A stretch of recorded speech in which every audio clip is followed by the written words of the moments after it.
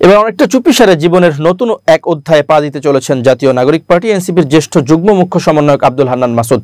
বৃহস্পতিবার 14 সেপ্টেম্বর রাজধানীর কামরাঙ্গীরচরে বাংলাদেশ গণতান্ত্রিক ছাত্র সংসদের নেত্রী শ্যামলী সুলতানা জেদ্দির সঙ্গে হান্নান মাসুদের বাগদান হয়েছে। এ সময় দুই পরিবারের সদস্য ও বন্ধুদের উপস্থিতি ছিল বলে হান্নান মাসুদের ঘনিষ্ঠ একটি সূত্র তথ্য নিশ্চিত করেছে। জানা গেছে, পাত্রী শ্যামলী সুলতানা জেদ্দির বাড়ি লক্ষ্মীপুরে।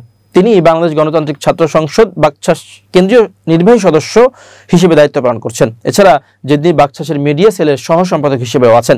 এদিকে নোয়াখালীর দ্বীপ উপজেলা হাতিয়া জন্ম নেওয়া হান্নান মাসুদ বাংলাদেশের তরুণ রাজনীতিতে উদীয়মান নেতা। হান্নান মাসুদ শুক্রবার 19 সেপ্টেম্বর সৌদি আরবে গেছেন। সেখানে তিনি এক সপ্তাহের বেশি অবস্থান করবেন, পরে পবিত্র উমরা করবেন এবং দলীয় কর্মসূচিতে অংশ নেবেন। উল্লেখ্য, 2023 সালে আব্দুল হান্নান মাসুদের রাজনৈতিক জীবন শুরু হয়। তখন তিনি আখতার হোসেন ও নাহিদ ইসলামের নেতৃত্বে আত্মপ্রকাশ হওয়া গণতান্ত্রিক ছাত্র শক্তির মাধ্যমে রাজনীতির ময়দানে প্রবেশ করেন। পরে জুলাই গণঅভ্যুত্থানের অন্যতম সমন্বয়ক ছিলেন হান্নান মাসুদ। পরে 2025 সালের ফেব্রুয়ারিতে আত্মপ্রকাশ হওয়া রাজনৈতিক দল জাতীয় নাগরিক পার্টি এনসিপির জ্যেষ্ঠ যুগ্ম মুখ্য সমন্বয়কের পাশাপাশি রাজনৈতিক পর্ষদের সদস্য হিসেবে দায়িত্ব পালন করছেন আব্দুল হান্নান মাসুদ।